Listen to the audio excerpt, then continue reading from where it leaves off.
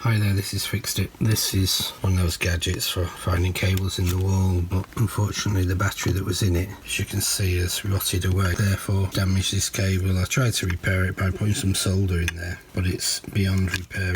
So what I'm going to do is to find another battery that's discharged, that hasn't rotted away, and then I'm going to take this top off, and that will be my new battery connector. So let me just go and find an old battery. So I found an old battery and I've removed the connector from the top. And before I solder this in place, I have to properly identify the positive and negative for the red lead and the black lead, because if I get these the wrong way round, I will end up frying the device.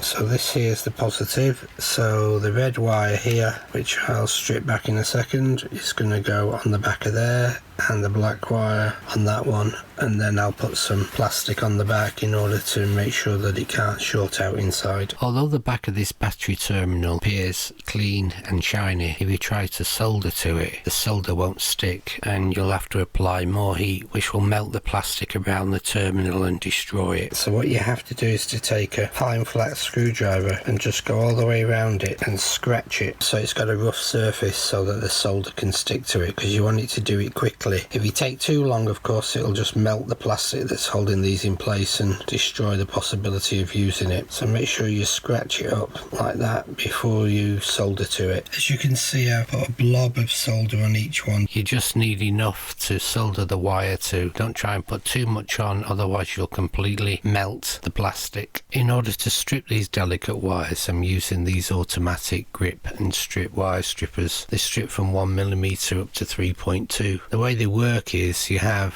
the appropriate size holes, which are really jaws, and you insert your wire, and then this back clamp comes down and grips onto the wire, and then as you open the jaws, it strips away the insulation of the wire to the size of the hole that you actually selected. Really great, extremely easy to use, particularly if you've got old arthritic hands like mine. The next job is to put plenty of solder on these two wires so we can solder them in place on the new battery connector. So the two wires are soldered on, and before I close it up and seal the back with plastic, I want to make sure that it's actually working. So let me connect the battery. So I've applied power to it, so let's just turn this dial and see if we can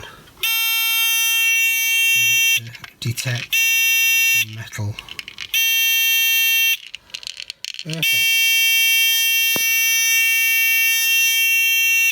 So now what I'm going to do is to put some plastic on the back of there to hold them in place and also to stop them coming loose and shorting out. To do this, I'm going to use a micro hot glue gun. This is one of those kiddies toys, which was a handheld 3D printer, but what it's really good for is jobs like this. I'll show you what I mean. Okay, we wait till the green light's on, and I've got some filament called TPU, which is flexible.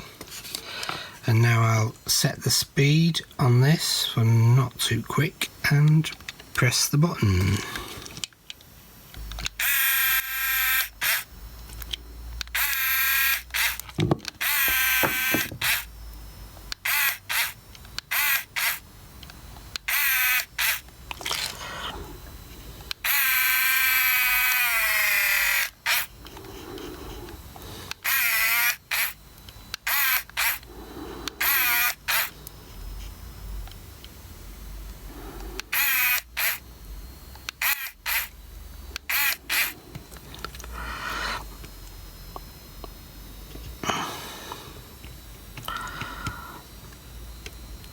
So there you have it,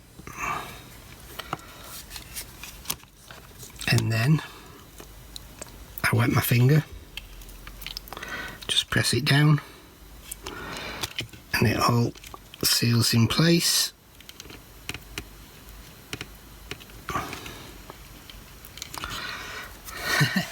So there you have it, it's sealed in, and let's now just test it again. Fantastic. I'll put a link in for the 3D pen. These things are going really cheap now. They were really popular, but most people didn't know what to do with them. And they're extremely useful, particularly if you're doing small repairs. So there we go, we replaced the battery connector with one from a dud battery, and now we have this wire sensor working perfectly. I hope you liked the video, and I hope you check out some of my other videos and subscribe to the channel. Thanks for watching, bye.